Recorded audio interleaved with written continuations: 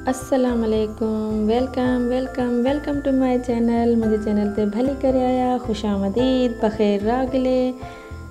क्या हाल चाल है? उम्मीद करती हूँ सब ठीक ठाक होंगे। आज की वीडियो है सिंध के हैंडीक्राफ्ट पे बहुत ही प्यारे प्यारे कोटी डिज़ाइंस और purses designs, pouch designs ideas mirror work पे बने हुए हैं। बहुत ही खूबसूरत डिज़ाइंस हैं।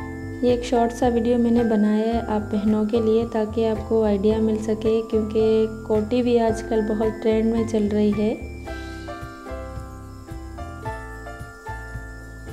और इस तरह के हाथ के बने हुए पर्सेस भी बहुत ही ट्रेंड में चल रहे हैं। लोग बहुत ही पसंद करते हैं इन्हें कैरी करना।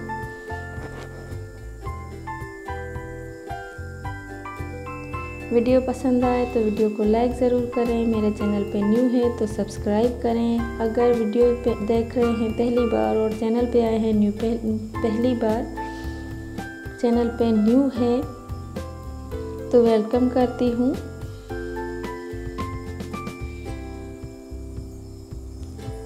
वीडियो को लाइक करने के बाद मुझे कमेंट करके ज़रूर बताएं आपको वीडियो कैसी लगी।